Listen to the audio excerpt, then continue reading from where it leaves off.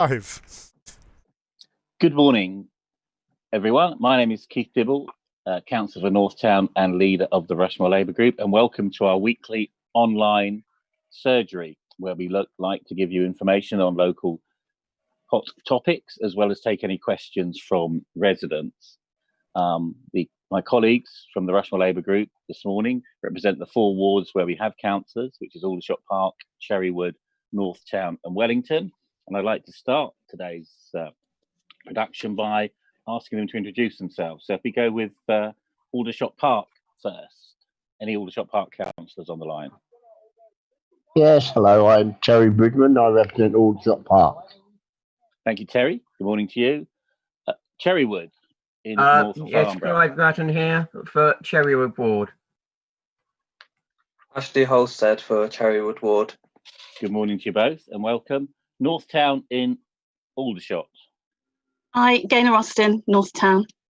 And myself, Keith Dibble. Good morning, Gaynor. And Wellington Ward in Aldershot.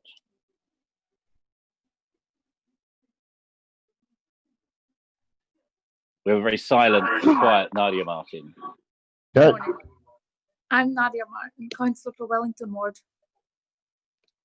Good morning. Thank you, Nadia. So topics we want to run through this morning are an update on the shocking decision made by Borough Radio a couple of days ago to close our local radio station Eagle in September. We'll have ward updates where we can get information on the hot topics in those wards. Feedback on COVID-19 update from the various charities that are doing an amazing job supporting our community. I want to say a few words about last Wednesday's Development Management Committee, the Planning Committee. Our colleague Gaynor will talk on the exchange of emails and letters she's had with leading people over the school return. Ashley will give us an update on Stagecoach and the timetable changes that they're making from Sunday. And Halle will again give us an update on the free online entertainment. And during the course of the next hour or so, we'll take any questions that we receive during the presentation.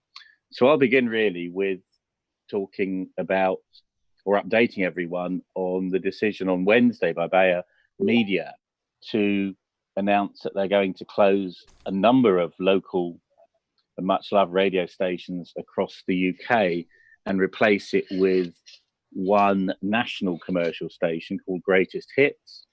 There's not a lot of information in the press and media mail-outs they've done.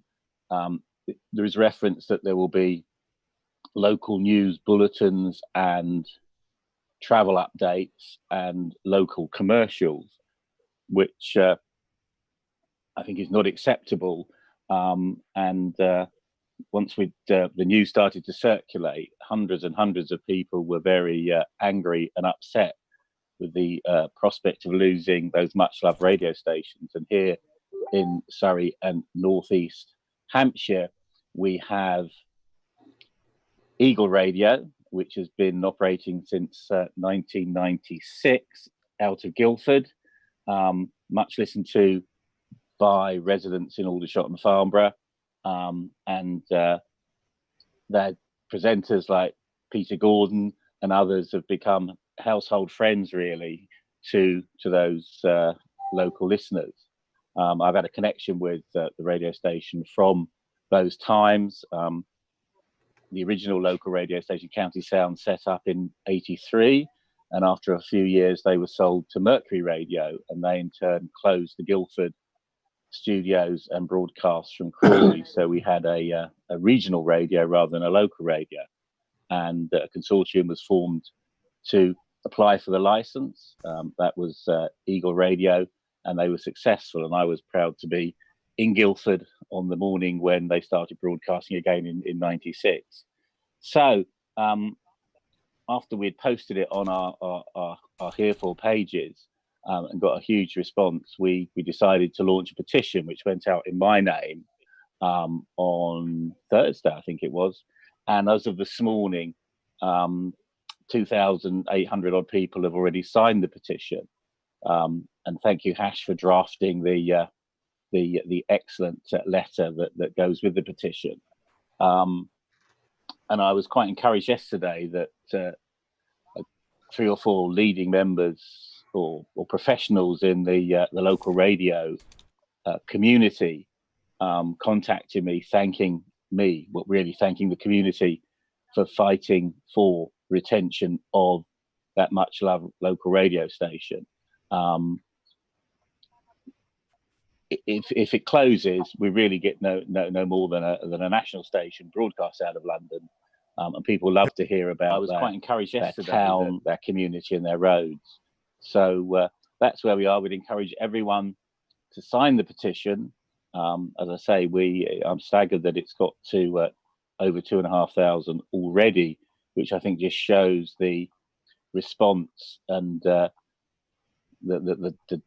shocking news that people will sort of waking up and realizing they're going to lose their local breakfast program or whatever. I don't know if anyone's got any feedback or comments on that, but it's certainly been an overwhelming response once we posted the petition.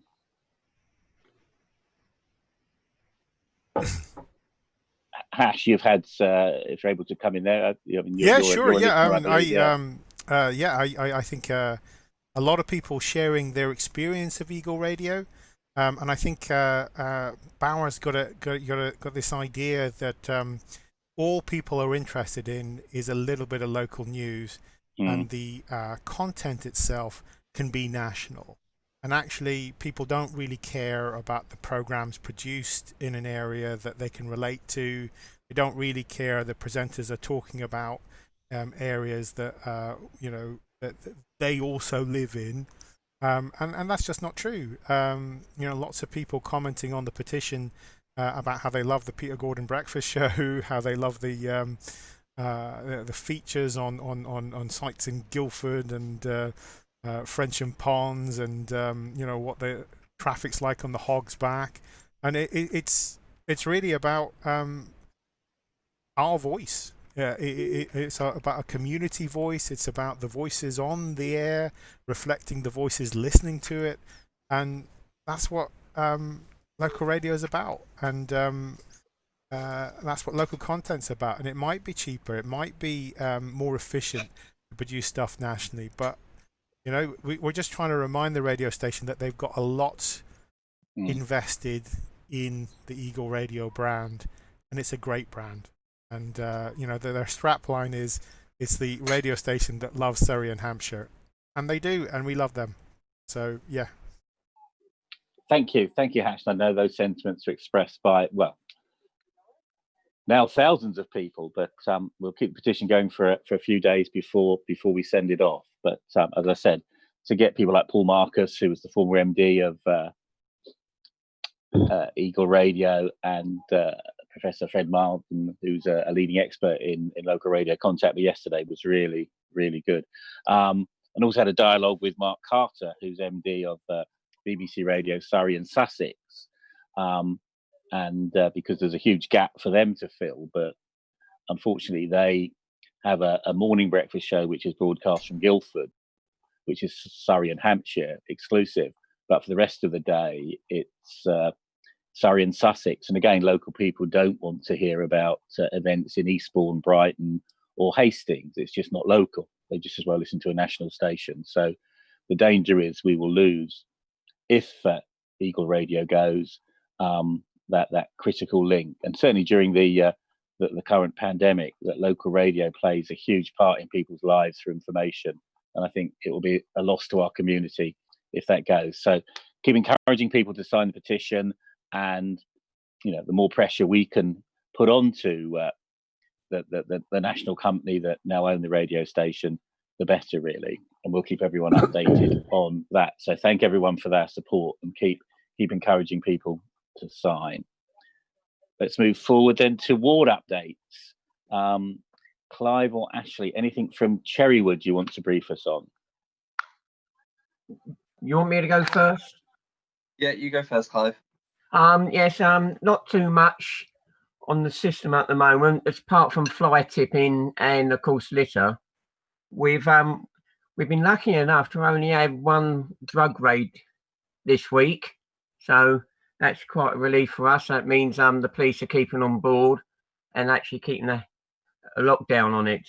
We've had our local Moor Park. I would expect the parents make sure their children don't play on the apparatus in Moor Road Park, because it's not finished yet, and it won't be finished till the end of June, because they're still waiting for some parts to come for the playground itself. And it's not so much that they may damage the park, it's that they may fall and injure themselves, and that could cause us other problems there. So the park isn't open yet, but can they just make sure their children are not playing over the apparatus that are half finished at this moment in time?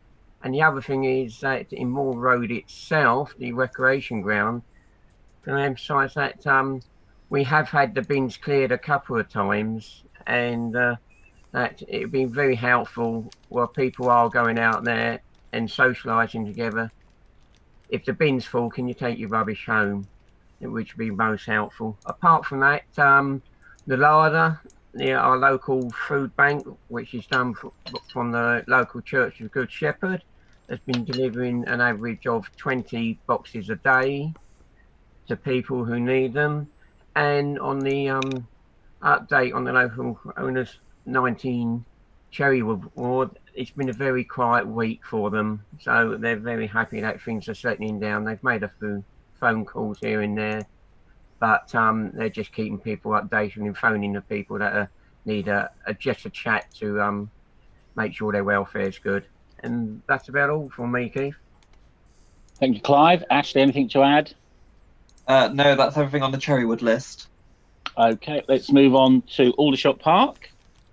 Councillor Brisbane or Councillor Porter, anything to add? Good morning, can you hear me? Yes, and about you'll be raided by the police, but yeah, the sirens are going past. Sorry, I'm a few IT issues this morning, so I've called in. It's very nice to listen to you all. So in Aldershot Park Ward, sadly, we've had many reports of antisocial behaviour in the park itself at night time. So what's been happening, there's been reports of late night parties, groups meetings, and then the groups leaving lots of litter. We know we're really, really lucky to have Aldershot Park. So we've been working with the local community policing teams who have increased patrols both at night and daytime.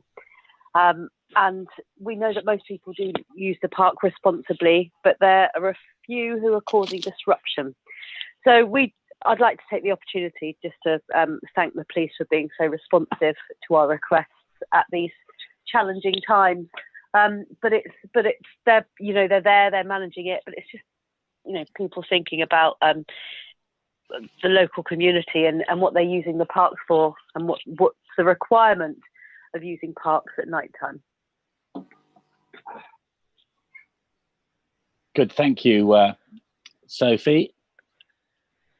Councillor Brisbane, anything to add?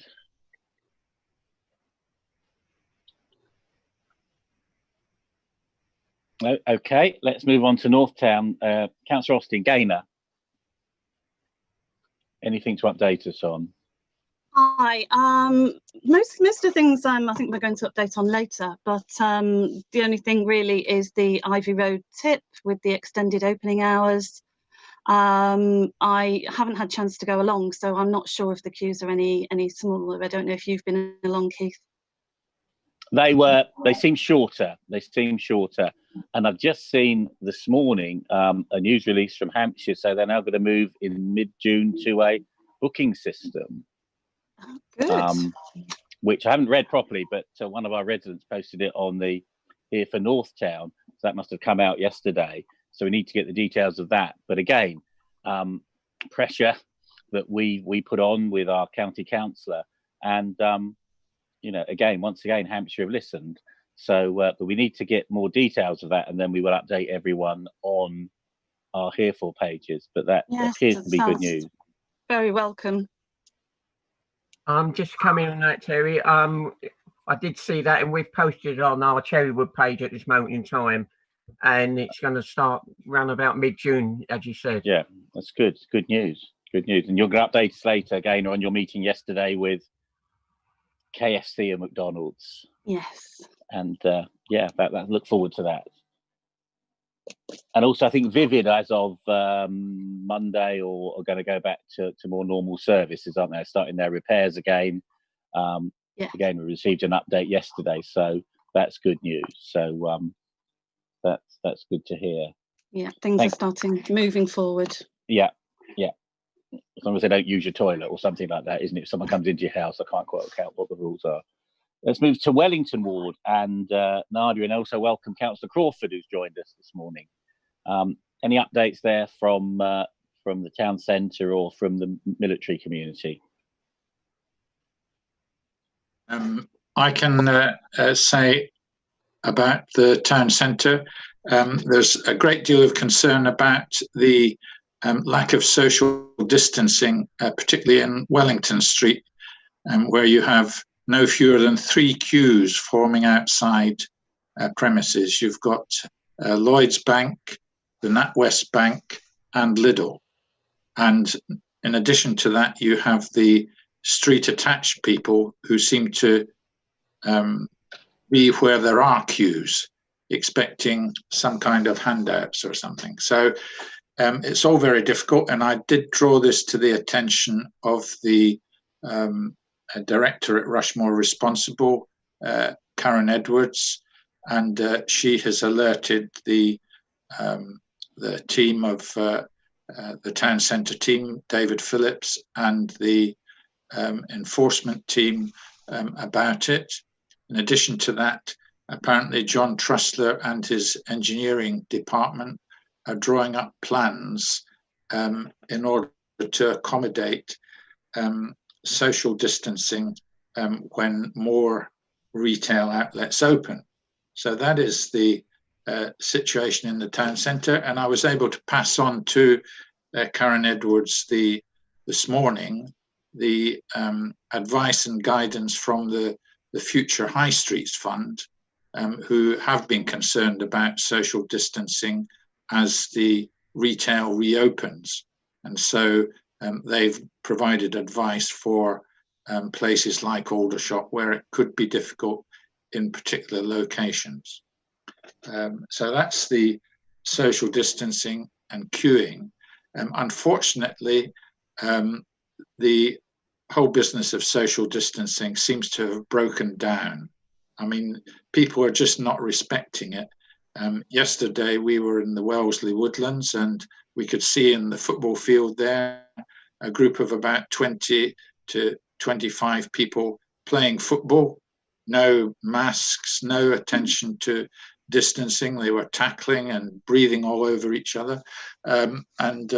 So that's not very good.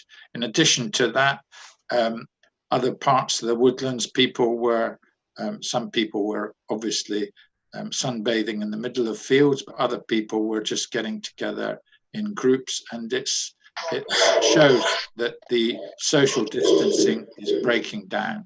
And that's I'll have something to say about that later when we're covering the update on COVID-19.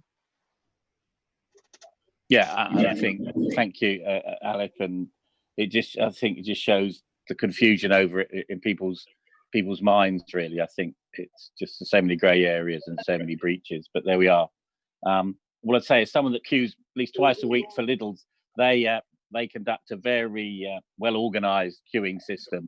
The problem is, as other shops open, as you say, there will be congestion with queues going in all directions. So let's see, but common sense should prevail. So thank you for that feedback. What I'd like to know is how Alex and Jennifer managed to be spectators at a football match. You and I can't do that, Keith. No. Obviously exclusive use, obviously exclusivity. Well, we were doing our daily exercise in a walk in Wellesley Woodlands, which, of course, hidden in the trees, we could see through the trees where this group of youths were playing, and so that's how it happens, Terry. We're not going out of our way to join other spectators. It's just a passing. Yeah, I was joking, Alex.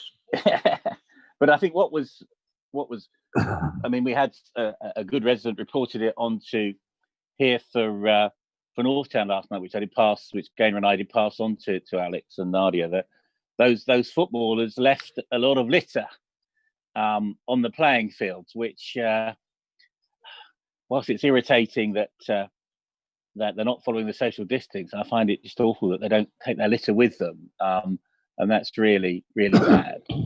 Yeah, so, sure. I did pick this up about 10 days ago, when again on one of these walks we came across, and the litter bin at the next door to the football area was completely full to overflowing, and I drew this to the attention of the Granger, who are responsible for the Wellesley Woodlands through the Wellesley Residents Trust, and they told me that a bit like Hampshire County Council, all their waste collection had been suspended until last week. So that was why all the litter was collecting. But since last week, they have at least emptied the litter bins on Wellesley, on the woodlands. So I will draw their attention to the fact there's now litter all over the playing field, and hopefully they'll, because they've got contractors that are paid to keep the Wellesley Woodlands free of litter. So I'll do that and make sure that gets attended to. Thank you very much, Keith. Thanks. Thank you. Okay, thank you. Crawford and Evans, the private detective agency, it appears, doing a great job. Let's remain on COVID issues really, and just a run through of the various charity groups we have at the moment. But Alec, maybe first of all, you just want to give us an update on the data overall of. I mean, you maintain a weekly list of, sadly, reporting the number of deaths in Aldershot and Farnborough. Just want to give us an update on that before we move on to the charitable support. Yeah, sure. The thing about the data is that this is provided by the Office for National Statistics. It's an official government independent collected data. There is a certain tendency, skepticism about this, and people think that, in a sense, we're making it up in order to scare them. But it's just the data. We're just passing on the information that there is, and that the fact that it is worrying and is scary is because it's so prevalent. And so, for example, every Tuesday the government issues an updated list about the breakdown of COVID-19 deaths by local authority, depending on the category of whether it's a care home, a hospital, or a hospice, that kind of thing. And the fact of the matter is, in the past 10 weeks, there have been 68 COVID-19 deaths in Rushmoor residents. And a surprisingly high proportion of those are in care homes. 30 of those 68 have been in care homes. 35 in hospital and 3 in hospice. Now, people say, well, there isn't a hospital in Rushmoor. But the fact of the matter is that 30 Rushmoor residents have died from COVID, and it's been registered, the fact that they died in hospital. So that's it. That's the situation with respect to the deaths. Again, in terms of infection rate, people are saying, oh, there's not many infections each day at the moment. Again, the fact of the matter is that since the COVID-19 outbreak hit about 10 or 11 weeks ago, Rushmoor has now the 19th highest infection rate in the whole country amongst district councils. Now, people might say, oh, that was 6 weeks ago. But the fact of the matter is there are still infections going on, and that's why it's important to maintain as much as we can measures of social distancing and staying at home if you can. if you need to, if you're vulnerable, you must stay at home. I mean, it's all this business. Oh, we're relaxing. We can all go out. We can all go and meet in the park, play football. All of this is just adding to the increased risk going forward. And so I think, people are saying, oh, it's scary. Well, we need to be scared because this virus is not going away at the moment. And, the fact of the matter was there was well over 300 deaths registered in the UK yesterday. And, that seems to be about other countries. They may well have, deaths fewer than 100. So perhaps they can relax a bit more. But I'm extremely concerned about it. And, so that's the situation on the actual statistics. Does everyone feel that way? Sorry to just barge in, but does everyone feel like that's a lot relaxed, the social distance?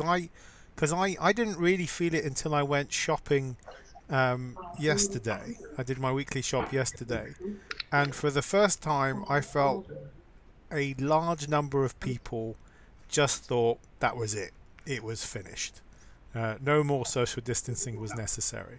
And I don't know if that's been like an experience, because you had like two groups of people. You had like a large number, I would say the majority in the shop that I was in, that had no regard for social distancing, and you had a few people in like super gas masks. There was this one guy like in a sort of full-on paint-on respirator that was trying to stick to the corners of the walls as he was going around. Bless him. So do you think? I mean, what's changed overnight?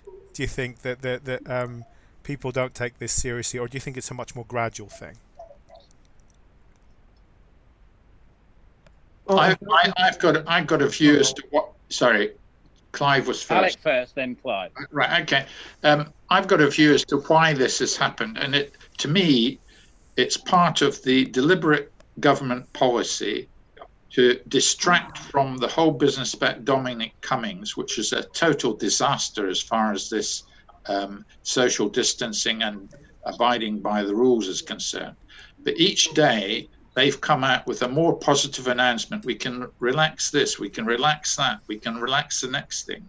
And this has got through to people. And so people are thinking, well, if that's the government line, we're okay. Clive. Well, just take I done my weekly shopping yesterday, and I was in the shop, and everyone was still keeping their distance. I think it's just a few that actually, if they're all in a group together, or they all come in at once, regardless, they have a disrespect for the distancing. But I still found it around my area they were still keeping their distance as much as possible. Some of the aisles are virtually impossible to keep a distance on when you're shopping, but I found them mostly pretty good, and I praise them for that. I think some of the residents around our area have been very good on distancing. Thank you, Clive. Mrs. Sherwood, one of our local residents. Yes, I'd just like to say that I'm entering my 11th week of complete quarantine, and I was completely disgusted by Dominic Cummings' affair. I'm trying to get their attention. Members in my family have said, that others are saying to them, well, if it's good enough for him, it's good enough for us as well. My daughters who go shopping for me have said that people are not being as keeping distance in the way that they should do. So I think it's just a terrible example set by the government, and people are just fed up. But they do need to be reminded about the numbers in our area. So I hope they will keep continuing, but I just think it's really bad example set by government. Terry Bridgman, did you want to say something? Yeah, a couple of points. First of all, yeah, Alex, the numbers, you can't trust the numbers, but I'm one of those who tends to believe that they've been underestimated, not overestimated. I don't believe the government are using figures to scare people into socially distancing or whatever, because the government actually wanting people to go back to work. And I think they're a little bit like Mr. Trump in America, who says one thing but does another. And plenty of people who are willing to go along those lines and ignore the guidelines and go, to the seaside and things like that. And we see, I think, 170,000 police interventions in the United Kingdom for people who are disobeying the rules. And I'm sure it will carry on. The worst thing about it, of course, is that people seem to think, oh yeah, fine, we can go back. I'm worried about a second wave coming now because of us going back too early. Yeah. I think so, and I think it's good to have feedback from like Mr. Sherwood and you, Terry, who are, one of those that have to stay at home, and the fears you have. I mean, does anyone else want to come in here before I say a few words? Councillor Martin, Nadia, and can you remember everyone that certainly the councillors, that we all have the chat box open? Well, I do, and Hash does. So if people are waving, we can't see it. So if councillors want to speak, could they just say put their name on the chat board so I or Hash can see them? Otherwise it's just that you're lost behind the chat board. Nadia. Yeah, so I've not Unmute as well. That's good. I've got that option to have the chat box open at the same time, but I just wanted to say the larger supermarkets are doing a good job in keeping queues under control. That's good. If you're in the supermarket, it's a bit more difficult. Yeah, we went to Sainsbury's at Water Lane Farnham last night, and the queuing was exemplary, and the behaviour in the shop was good. Most of those, the Co-op in Northtown, One Stop are still very well run, with the discipline there. But I think it's things like Manor Park, Aldershot Park, Ivy Fields, where people tend to meet up in the local community. But I think the more you speak to neighbours and friends, is that they've all slightly interpreted the guidelines to enable them to do one or two things. And I know we've all tried very hard to take the party politics out of any comments we make, but certainly on local social media sites, that there's almost a binary discussion, isn't it? That if the government say it, there's a whole group of people that say it's right, and we're accused, if we have any sort of criticism as being the opposition, that we're wrong, and it's all party political. But I think that the most disappointing thing I found is in England, when government ministers or officers have been caught out by bending the rules, that there is always justification for them. Therefore, that makes it relatively easy for all of us as individuals to bend the guidelines to our benefit. So I think you're right that if Robert Jenrick or others can do things, it's not just Mr. Cummings that you can visit your 3 homes, you can do this, you can do that.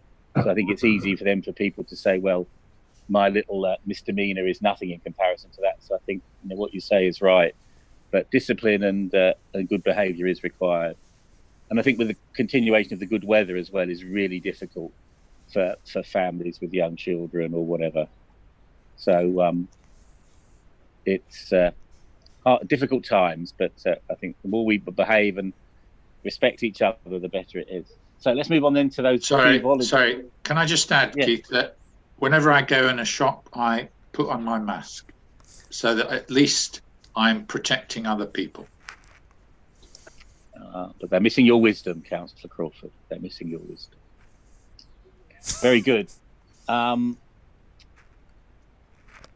charitable groups, Gaynor, ARC in Aldershot, how's that doing? Is it as busy as ever? Hi, back again. It's not as busy, I don't think, as it originally was. I think people are now much more able to get the support that they need via official routes, which weren't there in the first place. But it is still very busy because there are many people who don't fall into maybe the shielded category from the government who get support.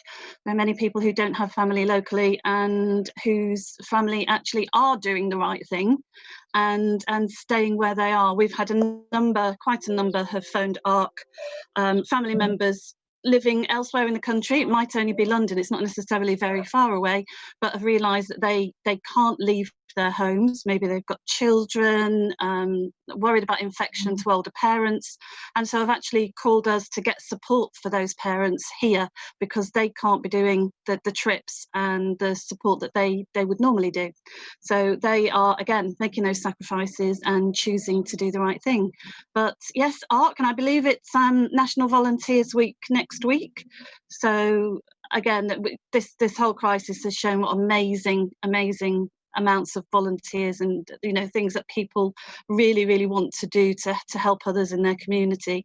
So I think unfortunately the news tends to focus on those people who aren't taking care and who are going to the meeting in parks and at beaches, but actually I think the vast majority of people are being sensible and really do want to stick to the rules and keep everybody safe, and more than that, but to actually help and support others to do so as well. So yes, ARC still going strong. I'll just give out the number in case again anybody does want any help and support. They can help with shopping, with collecting prescriptions, but also in moving people on to other support services depending upon their particular needs. So you can either email arcactiongroup@gmail.com or call 01252 214 022. That's manned 10 till 2, Monday to Friday. Outside of those hours, if you leave a message, somebody will get back to you as soon as they can. Thank you very much, Gaynor. Clive, update on COVID. Oh, sorry. Can I just come in on ARC, if that's yes, okay? please do, Councillor Porter. Yeah. Yes, sorry, Sophie Porter. So what we've noticed in our Aldershot Park Ward group is, we're not with the contact isn't as frequent as it has been. But what we're struggling with is because the volunteers are starting to go back to work, we haven't got as many people to be able to go out and pick up shopping or collect medicines for people. So if people do want to volunteer, they still can volunteer, and by going through the numbers that Gaynor just gave out. So a clear message then that new volunteers are still required. Yep. Yes, they are. And what's happening is there's quite a few of us that aren't able to go out until the afternoon. Until after we finish work to do the evening to do shops in the evening. Okay, thank you. Clive. Yes, just a brief update. Yes, we've been reasonably quiet this week around the Cherry Culvert 19 area. Everyone's phoning in, and it's been a lot quieter than normal for this week.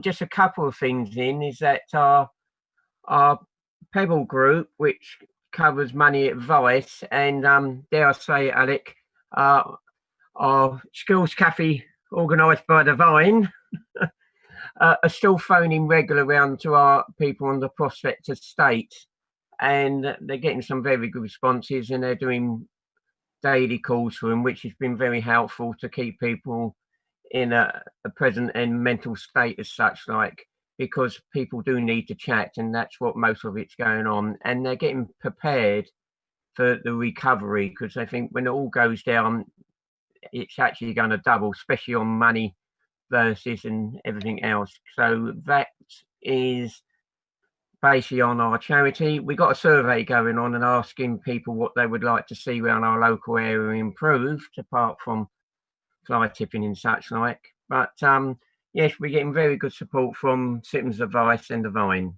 Thank you. Thank you, Clive. Whilst we're on the Vine then, Alec, Councillor Crawford, do you want to give us a status report on their activity?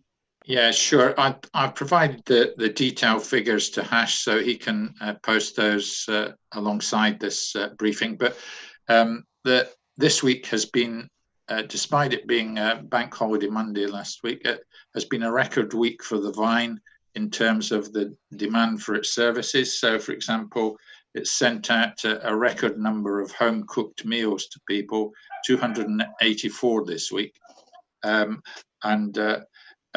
And they've been getting a lot more of referrals of difficult cases, including mental health issues. And what they have had this week, following the Dominic Cummings episode, is they've had a lot of anxious calls from people checking what the advice is. What should they be doing? And so the Vine Centre has been very much sticking to giving out the official government advice and encouraging people to stick by that rather than following Dominic Cummings's lead. There was some good news this week, which came out that having applied for national lottery funding, they were awarded a £10,000 grant towards their COVID-19 effort, and so that will enable them to go forward. And as Clive has said, with Pebble and with their other partners, the Vine Centre is planning for this kind of operation to be going on for the rest of this year. So they don't see any let up in the demand for the kinds of services they're providing, because the need for people to be isolated, for the vulnerable to be staying at home, is likely to carry on. So that's their commitment going forward. And it shows that as well as the volunteers at with the ARC, the Aldershot response to coronavirus, and the COVID-19 Farnborough group, both of which are doing excellent work for individuals who are isolated and so on. We need this kind of much more intense approach where people have more severe problems and you need professional expertise. So the Vine Centre has professional counsellors that are working there that can help with mental health problems, have prevented a few suicides and that kind of thing, because people are so distressed going forward. So I think that is all I need to say about the Vine Centre, and it's a great team effort. And with the Vine Centre, with the volunteers in the community, and with the local councils who are giving back up to some extent. Okay, thank you very much.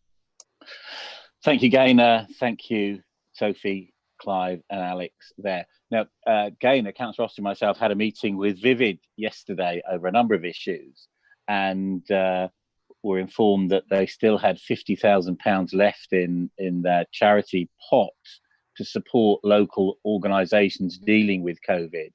And I know Gaynor is working with ARC and Vivid to see if they can qualify for funding. So again, if anyone with, I don't know if the ARC or COVID-19 Farnborough fall into those categories, but speaking to a senior officer of Vivid yesterday, he seemed to think, Gaynor, didn't he, that the ARC application would meet that criteria. Yes. So again, if you want details, maybe have a word with Gaynor or myself, and we can give you the contact.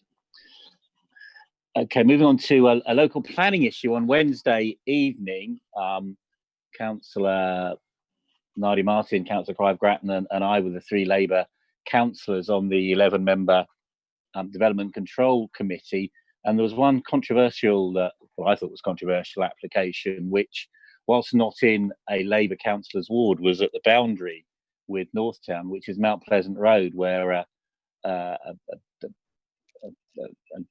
an office building and warehousing storage area is an application came in to demolish that and replace it with 17 dwellings, 11 three-bedroom 4 2-bedroom and 2 1-bedroom units, which in itself is fine, and all the parking for those 17 dwellings was in the demise of the plan.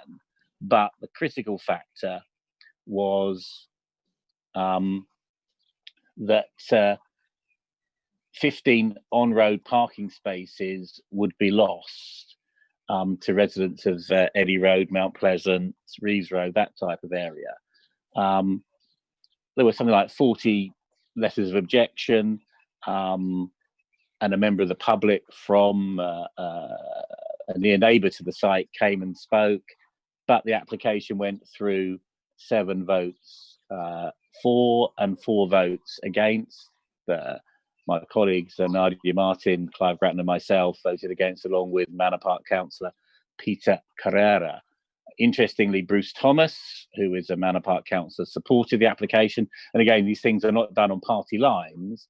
And then we posted the outcome on our Hereford pages, and then there's a whole a number of comments from people saying, "Oh, we should oppose this. We didn't know about this." And I would say to the general public, on our Hereford pages, certainly in Northtown, we post on a weekly basis the Rushmoor planning applications. Please look at those, see what's impacting your area, your community, your road, and make comment, because once the decision's made, it's too late to change it. And whilst it's frustrating to hear that something's been approved and you weren't aware of it, Rushmoor, along with all the other Hampshire local authorities, no longer post the new applications received in the News and Mail. They use a newspaper called the Hampshire Independent, which is in effect funded by the local authorities, and is available in a handful of shops. So you have to go looking for that to see the planning applications. They also post the planning applications on the Rushmoor website, and you will notice a yellow sort of A4 sign in someone's window or front garden, or maybe on a lamppost. But actually, Rushmoor do as most authorities, the minimum amount of advertising to comply with the legislation. So just a warning, really, look on the website, look on our Facebook pages, because it's once a decision's made, it's too late to change anything. Clive, you're a long-standing member of the Development Management Committee. You got any points on that? Because you always say, don't you? People say after the event, we didn't know about that. Yes, and that's quite a common effect. People don't check the local planning applications that are going in, and it is very awkward at times. Just want to take out the Mount Pleasant item for a minute. Though they done their survey saying there's about 17 spaces down the other road, like Windmill and Hollywell, they weren't taking into effect that they were passed by areas where, going up and down them roads, I know because I've driven along them quite often, that you need them extra spaces so people can go up and down the roads. Otherwise, you just get a gridlock. And in my opinion, I don't think they took anything into account for that sort of purpose around the area. And they didn't seem to me to worry about people that have been parking in certain areas for 10, 20 years or more, to take into account the problems they would have. And I know if you park on a public road, it is sort of a free-for-all as such, because everyone is legally able to park there. But I don't think they looked at the planning applications in a proper manner, because I still feel they could have done all their parking inside the site. But I do express that our local residents should look out for these yellow signs, especially on the lampposts and such like, and take into account that the weekly postings of planning is vital, and let us know how they feel about them so we can actually go forward with it. Thank you. Steve. Thank you. Anyone else got any comments on planning in general? No? Okay, thanks everyone. Thank you, Clive. Nadia, Councillor Martin, I think you wanted to say something to a previous item. Yes, I did. Please come back. And apologies for not seeing your notes. Over to you, Nadia. So everyone that received the letter to say that they have to isolate inside for 12 weeks were able to claim a parcel off the government, and it was a weekly food parcel to claim every Monday morning. And they've taken some people off that list now, so there might be take for ARC or the Vine Centre. So people might be asking for more help now they've been taken off that list and aren't entitled to the weekly food parcels anymore. Okay, it's a good point. Rosal, Terry, your households were you receiving parcels? No, fortunately my two daughters were doing all our shopping for us. Okay. Sorry, Alex, I think you're going to come in. If I can just say that is why organisations like ARC and COVID-19 Farnborough and the Vine Centre constantly need to be publicising what they're doing and drawing it to the attention of people that they can be approached for services, because there are these things that come up. And the other thing is that so, for example, it came out this week and it was at Wednesday evening, I think it was, when Boris Johnson was put on the spot, or was it Thursday, when the Select Committee Chairman put Boris Johnson on the spot, and Stephen Timms, that former Farnborough Grammar School pupil, asked him the question about this constituent of his who had no recourse to public funds. And Boris Johnson, Prime Minister, long-standing MP, said, well, can't she apply for universal credit or housing benefit? In other words, he didn't know about the hundreds of families in this country who, because they've come in and they've come in on visas, don't have any recourse to public funds. So it means that if they're not earning money, they don't get any money. They can't claim benefits because benefits are public funds. And Stephen Timms was able to say that there are something like 100,000 children in this country living in families that have no recourse to public funds. And so that, again, there are all these gaps in the system. And that's why charities and voluntary organisations constantly need to be publicising what's available through food banks or through distributions of free food and that kind of thing. Yeah, without wanting to be too political on a political broadcast, but I thought it was embarrassing the way that the Prime Minister at that hearing with the committee chairs seemed to be unable to answer any question with any sort of evidence-based answers. But speaking of questions, Keith. I have an unconscious bias. So, Ash. Speaking of questions, I have 3 issues from a resident who would like local councillors to address them, and if Esther would like to speak, I'm sure she'll be able to articulate those issues herself. Yes, please, Esther, welcome. Thank you very much. My name is Esther, and first of all, I'm a constant attendee of this Zoom meeting since they started. So thank you very much for having to organize this on every Saturday. And do you find them, Esther, useful? Oh, yes. That's why I don't miss them. I'd rather set the alarm and wake up early enough so that I don't miss them. So definitely they're very, very useful for me. I am a resident of Northtown. I am actually a military wife, so I live on Cadogan Road. So this week we have actually had 2 incidences where several vehicles have been broken into. That was on Thursday night and even yesterday night.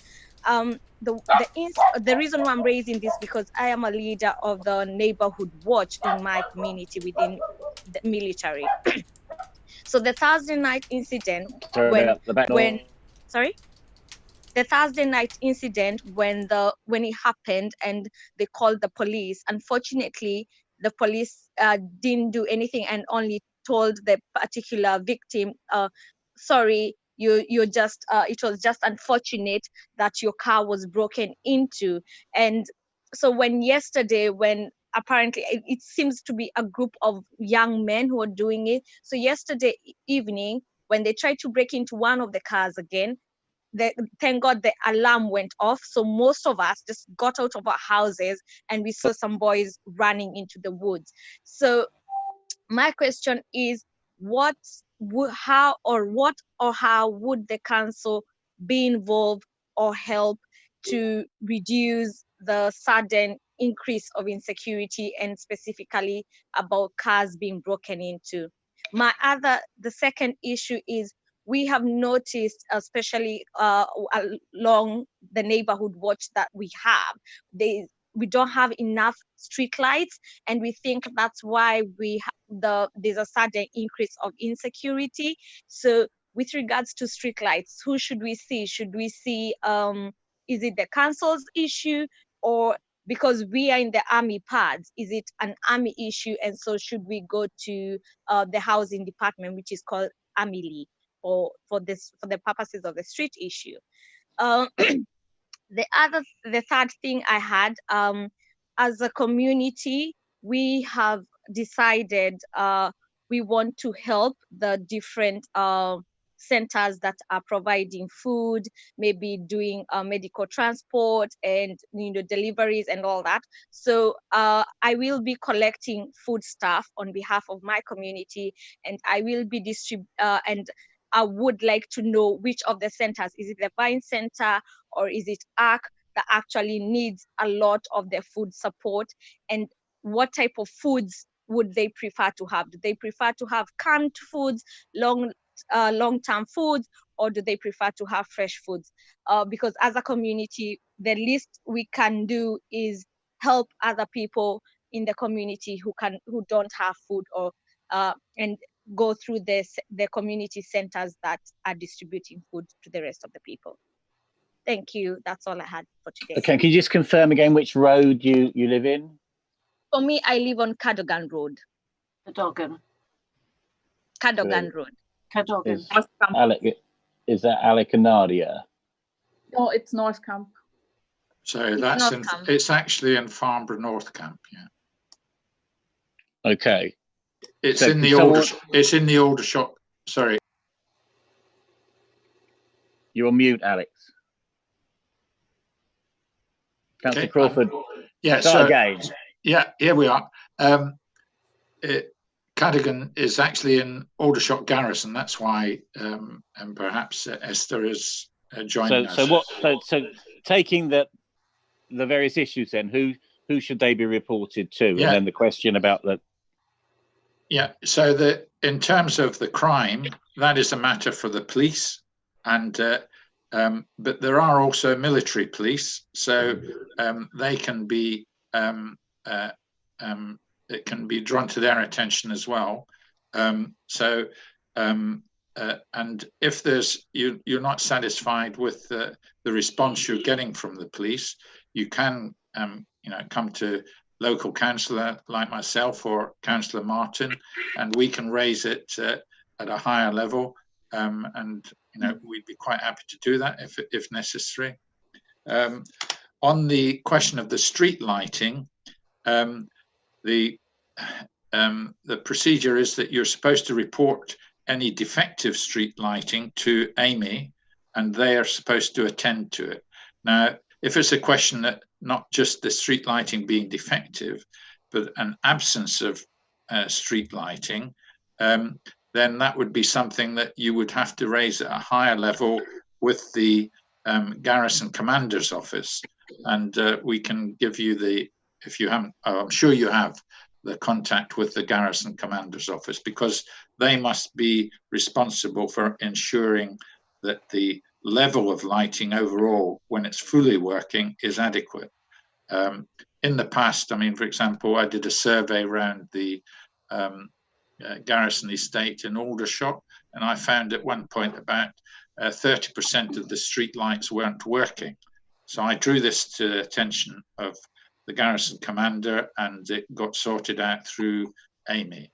On the issue of food, the Vine Centre has a tremendous need for food, because they're cooking all these meals, they're sending out care packages and so on. So any food would be welcome, but they do have a list of requirements that they keep updated. So if you wanted, you could get that list from the Vine Centre, and then you could perhaps with your community arrange to provide the kind of food that they need. They want both fresh food for cooking and canned food also for their food packages that they're sending out.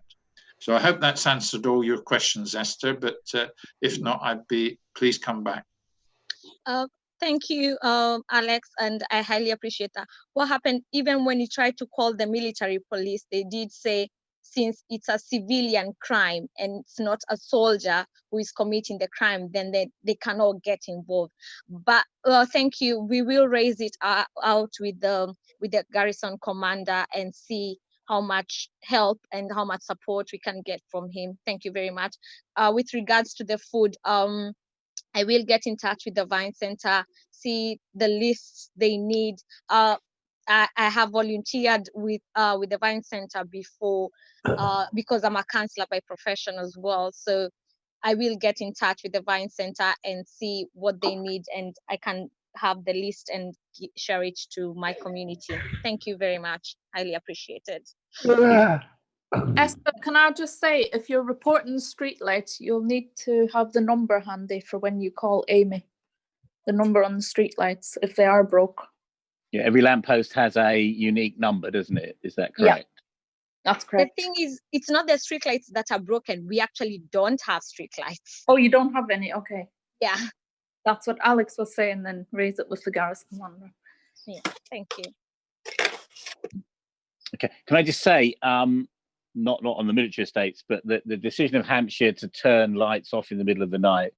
By chance this morning, I've had an email from a lady resident in Canning Road, who said she was woken up in the night, or a dog was woken up, which woke her up. And in the period of time when the street lights are off, there appeared to be a group of young men, she thought, were going along with a torch and trying car doors. We've raised this really from day one when Hampshire made that decision. The police sort of hint that there's been an increase in crime, but don't actually produce any evidence that is happening when that period of time when the lights are out. But I think it is a problem, and maybe it's time that we raise it again, and perhaps our overview and scrutiny team can put that on an agenda for some data, because I think if I remember rightly, they do get the Safer Hampshire sort of annual or half-yearly report. So I think that if other colleagues have the similar problem, but people do fear that period when streetlights are out. And maybe our overview and scrutiny team could take that up. Thank you for that. Thank you, Esther, for that contribution, and colleagues for their responses. So Monday is the day when the government have requested that certain age groups return to school. Councillor Gaynor-Austin and Councillor Crawford conducted a survey, and as a result of that survey, have written letters to the minister, shadow ministers, and the county council. So, Gaynor, do you want to give us an update on where we are with that, please? Yes, Keith, I'll try to keep this short. As you say, our survey, and Alex may tell you more about this, showed a lot of concern from residents and particular parents of school-age children about whether it's safe to send children back in bigger numbers on Monday. The situation has changed over the last couple of weeks with the sort of softening of the government's approach to it becoming more of an ambition, and my concern has been on a number of issues, really. So having been a primary school teacher, knowing what the situation that a lot of schools are in, how primary children behave, but also having looked at some of the available evidence, I have serious concerns about whether it is wise to be taking in more children back into our schools at such an early stage, with the infection rate, particularly in Rushmoor, as again we went into earlier with the figures that Alex gave us, being so high at the moment. So having said that, I've written twice to the Secretary of State for Education and also our Aldershot MP Leo Doherty, who has been very conspicuous by his absence and lack of response. So I would really, really like to know what his views are on this, particularly as he has children of his own, you know, whether he'll be sending them back to school or whether they are at school. But like I say, no response for any views on this subject at all, which I think is surprising considering it is such a huge concern for many of his constituents. I have now tweeted him to try and get a response, but we'll see how that goes. I did get a response back from the executive member of Hampshire County Council with responsibility for education, Councillor Chad, who did respond to my letter. Very nice letter, did tell me a lot of what I already knew, that teachers and school staff have been working extremely hard throughout the crisis, looking after the children of many vulnerable children as well as children of key workers, and that they've been working extremely hard to try and get their schools into a safe situation to take in more children on Monday. So, I mean, I did know all of this, but she didn't really answer the questions that I had, which were how Hampshire County Council, what advice they would give to parents. A BBC Breakfast survey, I think I mentioned last week, out of 99 local authorities, I think only 20 were going to advise parents to send children back to school on Monday. In those age groups, 14 were advising against schools opening, and 54, I think, were leaving it up to schools and up to parents. Again, I didn't really get an answer on that, apart from the government line, which we already know, where they've said that parents will not be penalised if they choose not to send their child back, which is good news in itself. But I would like to know that the schools, no pressure is being put upon schools, upon head teachers and governors to open. If they don't open to more children, if they don't feel it's safe to do so at this stage, and that no pressure is being put upon staff who may have maybe vulnerable themselves or have vulnerable family members to actually be working and taking in more children. The issue, looking at the science, is not so much concern for the health of those children going into school. It's really that the schools can become a hub which for the spreading back into the community, and again raising that R number and raising the number of COVID cases in the community. And when in Rushmoor that's already quite a high level compared to other areas, I think that needs to be taken into account. She also didn't answer my question on whether Hampshire are looking at other options to look at other options outside of the school to improve provision where it can be. For example, looking at the use of private schools which are not opening, using their facilities, sports fields and other places whereby we could utilise that space, possibly outdoor space.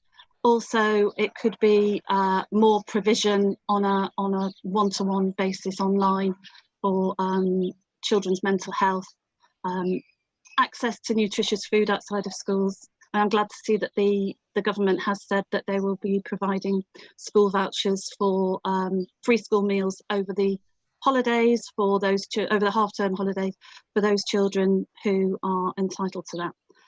But yes, not a lot of answers coming from Hampshire either. So I really feel for parents having to make that decision, particularly if it means them being able to go back to work or not.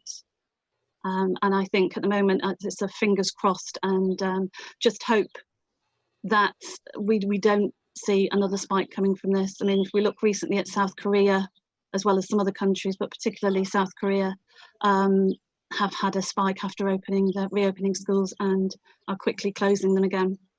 I just think that maybe now it's not very wise. I think we're maybe jumping ahead of ourselves, and a number of the scientists from the SAGE group advising the government have come out and said that they think they're maybe making this decision at the wrong time, that the scientific evidence and the figures don't support the further opening of schools at this stage. So it's something I'm really concerned about and will be keeping an eye on, I think.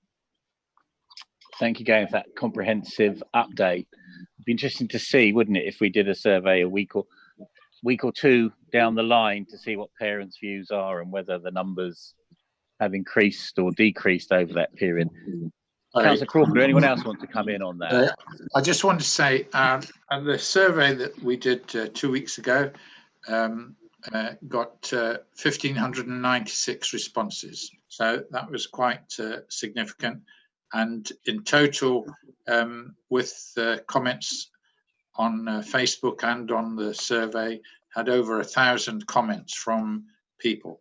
Now, I'm just wondering if it might be an idea. I mean, I'm quite happy to do it, to do a quick survey this weekend, get it out today, so that we have the results by tomorrow evening, and say, more or less, are you sending your children back to school, taking into account all the things that have happened in the last 2 weeks, that kind of thing. But it would then that we would then be able to inform local people what their views were this Monday morning when they are faced with that choice. Yeah, again, if you and Gaynor want to work on the wording of that, that would be, yeah, no, that sounds good to me. And again, as long as it's written in a way that you know, we're not giving a view in the question, really, because I think that we don't want to be accused again of this very delicate line, isn't it, between the fear factor and asking an open question. So I think we'll let you two decide on that, and we'll look forward to the outcome. I think it's a really good question. Yeah, just Keith, if I could just come in there, just to reflect your point, actually, that's something I thought of earlier when we were talking about Alex's information about the rate of COVID in Rushmoor and the number of deaths. That is one thing that I think it actually is lacking, apart from us putting it on our Here For groups, the information that Alex is extracting from the ONS website. I think that really parents can make a decision if they have the information to make the decision. The evidence-based information, whether it be the scientific evidence or whether it be information, like you say, on the infection rate in the local area, which, apart from our groups, I think has been missing. I can't see that either Rushmoor or Hampshire County Council have been making that information available to easily access, and without the information, it's impossible to make a decision. Quite, I 100% agree, and I think, you know, I think we've played. My personal view is we as Labour Council have played this really well. We played a very straight bat, but and I think that's good, because data is the only way you can make a decision. Is on data, evidence-based data, plus your own emotion and unconscious bias one way or the other. So I think, yeah, if you two work on that, and then we'll run with it. I think everyone's nodding if I can see them, so let's do that. It'd be interesting to see someone that lives opposite a school that will reopen next week. Be interesting to see the social distancing, as they, you know, normally there's a great chattering cluster of parents at dropping off and picking up time. So are they going to be all 2 meters apart? All of that. I just think it's a worry to me. But I will observe and see what happens. I mean, I know that, for example, the staff of Alderwood and the head of Alderwood are outstanding, will do everything possible to maintain a safe and the welcoming environment. But you of all people know, and Alex as ex-teachers, that children are children, aren't they? And that's it. One other figure that I found recently is the estimate that about 80,000 people in the UK in the vulnerable category actually live with primary school children. Yeah. And I think that's part of that's more relevant necessarily than the children themselves going into school. Yeah. Good. Thank you for that, and I think it's an excellent piece of work we've done, or you and Alex have done. Okay. Thank you, Ashley, for your subtle hints. Let's move on. McDonald's reopening next week. Gaynor, do you want to give us an update on that? Not just on the North Lane, the Ash Road establishment, but they gave you an update yesterday on their 3 facilities in Aldershot and Farnborough. Yes, as always, it's that famous junction, North Lane, North Close in particular. So knowing that McDonald's are looking to open next week, myself and you, Keith, both had a meeting with McDonald's management and KFC management yesterday to see how the reopening of their drive-through can be managed. Yes, one of the positives is that they are not just opening the North Lane branch, but they will also be opening the 2 Farnborough branches, which are Farnborough Gate and the Tumbledown Dick, and they will be open for drive-through as well. So that should take away some of the traffic, which I think we got with KFC because it was the only one open in the area. They will be utilising their car park in terms of there will be no parking that will be set out to fit in as many cars, taking them away from the road as possible in a queue, so that hopefully we won't get tailbacks as we saw with KFC first opening. KFC and McDonald's management will be working together, still using the marshals at the junction to make sure that traffic doesn't stop there and queue, so that the access will be closed off once North Close is full up, and customers turned away to maybe come back in an hour or so.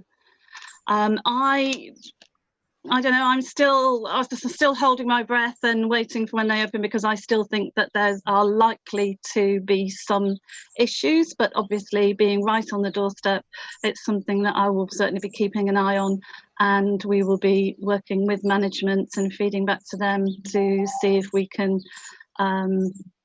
deal with any potential issues that come up.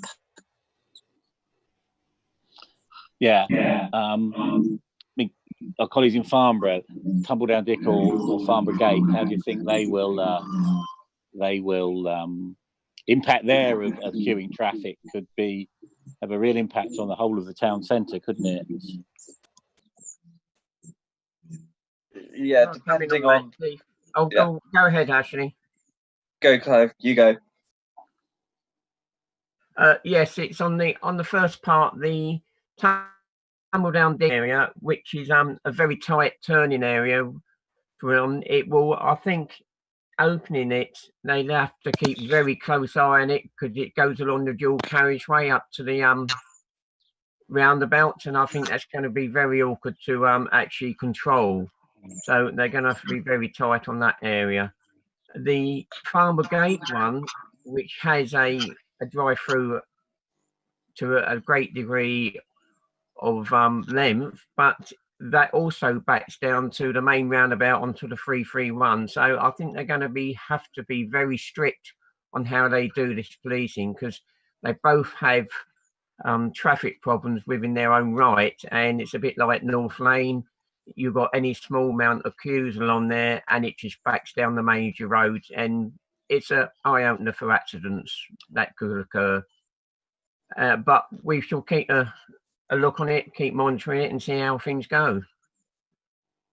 Yeah, that's good. I mean, in fairness to KFC and McDonald's, they do take a responsible line and say the right things. Of course, they also want maximum profit. So I think I agree with Gaynor, Councillor Austin's points that the to quote the government, the queuing when KFC opened was unprecedented, wasn't it? It was as if it was the only one in, if not in town, the only one in the region that was open. So people seem to flock from everywhere. So I expect there will be a huge surge on day one, and then it will get back to normal. But the trouble with our own Northtown junction, back to normal was a pretty dangerous and high risk junction. So the problems of old come back really from the middle of next week. And something I've not yet shared with Gaynor, I missed it yesterday, but I had something from County overnight or late last night with an update on when the roundabout's going in. But I'll read it, Gaynor, and then share it with you. But imminent is not the answer, I think. Okay, so thanks for that, Gaynor. That we'll wait and see really. And next week we will brief everyone on where we are on that. Buses again play an important part of our local communities' lives, getting people to hospitals, getting people to work, getting people to school. There was an announcement yesterday from Stagecoach. Ashley, Councillor Halstead, do you want to update us on that? Yeah, and it's a good job that this broadcast is not a bus, because we're running very, very late, I've been told. So I blame the passengers that all want to speak too much. But Ashley, give us an update. So essentially, from tomorrow, Stagecoach will be increasing its frequency of buses. It did go down to once every half hour. They're going to be increasing that. They haven't given too much detail as to what routes and how often, but they are going to be increasing. There was a question yesterday about sort of an Oyster card for the local area. So essentially, they do have an Oyster style card. However, it has to be topped up either on the bus or online. But I've been speaking to someone who doesn't quite have access to the internet, as like sort of what they would do with a card like that, and they said that they have sort of children they could call and get them to top it up. So that might be sort of a solution, because they're still they're not giving change on their routes. Other than that, there is not too much to update on, apart from that NHS workers are getting free travel on Stagecoach at the moment. And is that showing their work pass? Is it the ID card or something? Yeah, the NHS ID card. If you're not comfortable using public transport and you don't really have access to your own car rental companies are giving up to 45% off their rentals during the period to NHS workers. And is that all companies or just one in particular? So one is given 45%. There are others that are given 40% and 35%. So there's quite a range.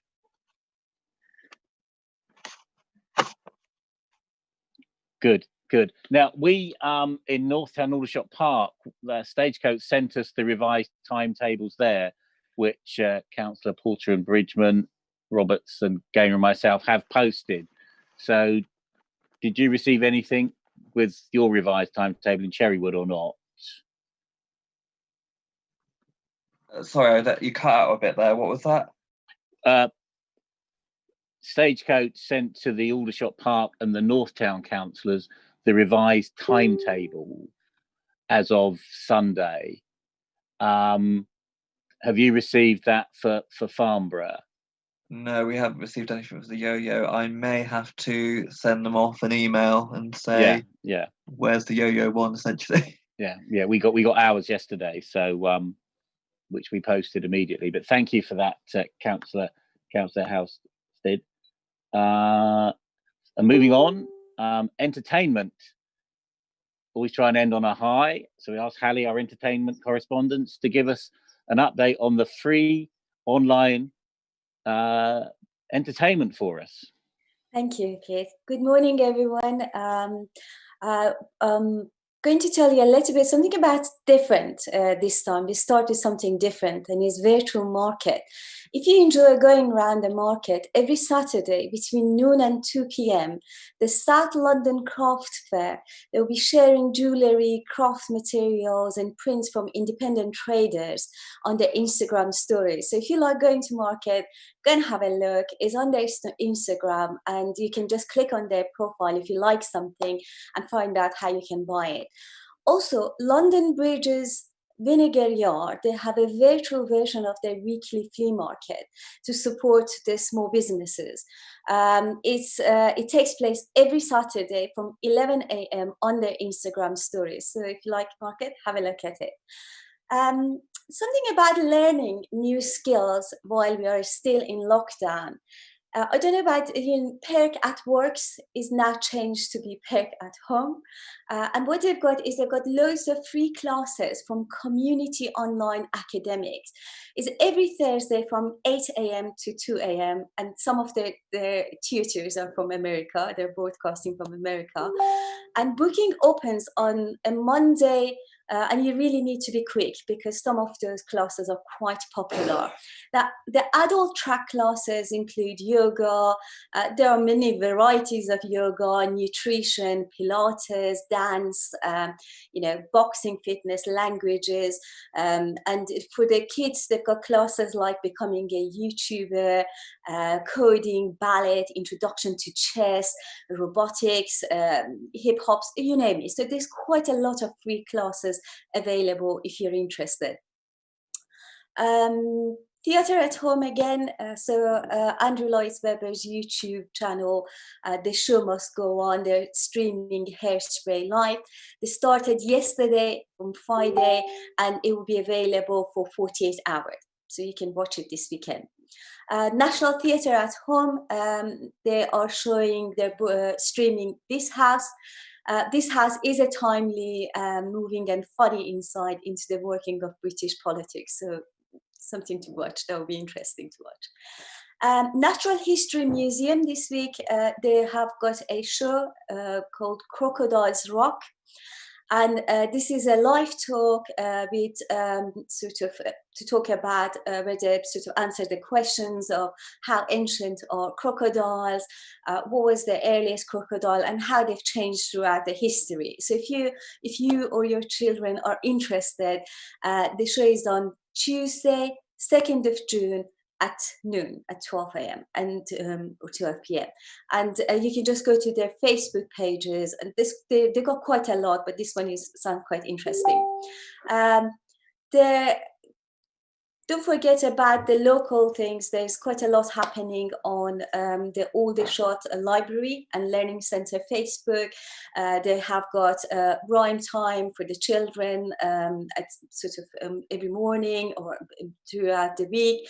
And they also have got places that you can actually, the young children can enter the Alice Speakers Young Writers of the Year competition. I think it's the last few days of it. So you've got children who wants to take part, go and have a look at the Aldershot Library and Learning Centre. There's quite a lot happening. And obviously, not last but not least, Princess Hall website or on their sort of Facebook page, they've got quite a lot of free games and puzzle sheet that you can download, and you can, it's good activities for the family to play together or take part. That's it. That's it from me this week. Have a lovely weekend. Excellent. Thank you very much. Any questions or anything to add?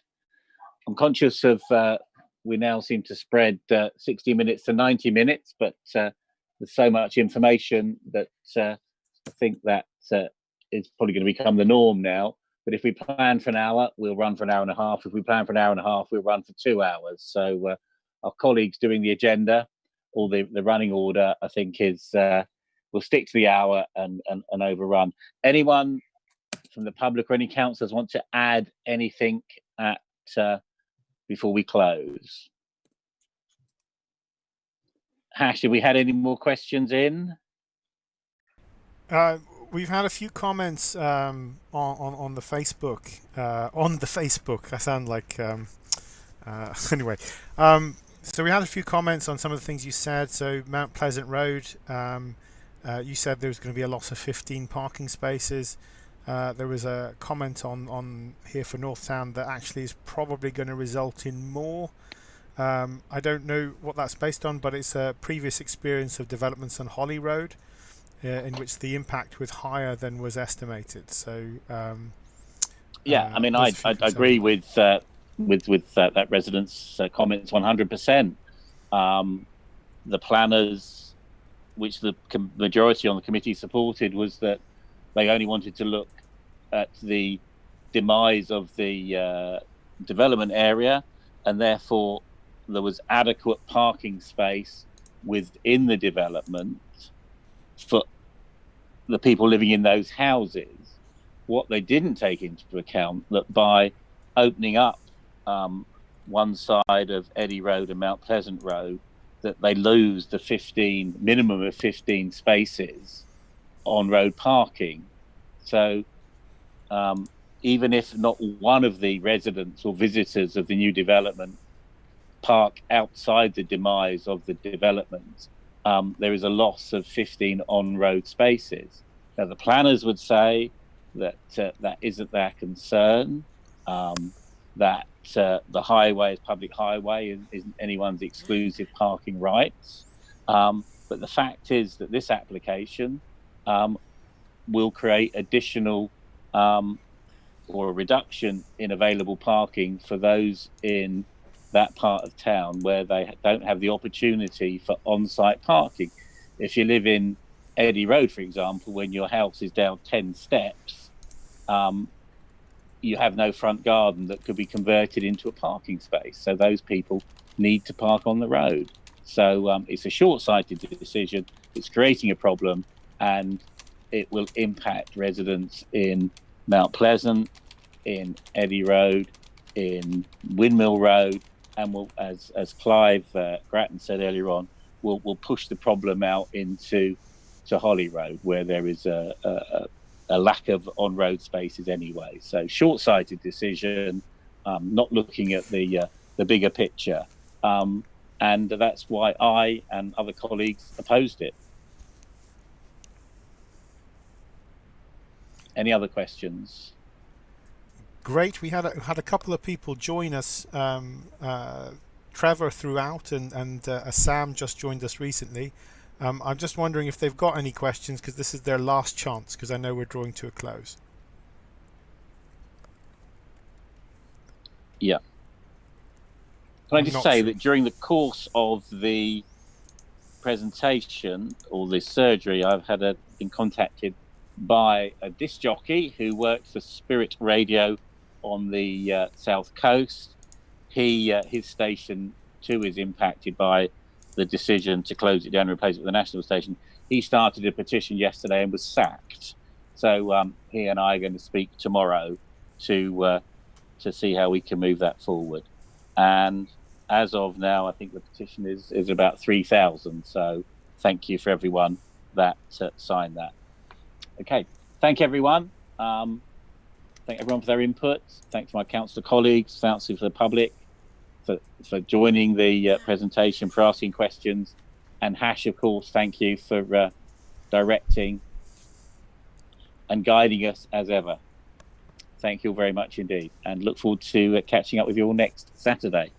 Bye. Bye-bye, everyone. Bye. Cheerio. I'll give you a ring in a minute, Keith, about that residence. Okay.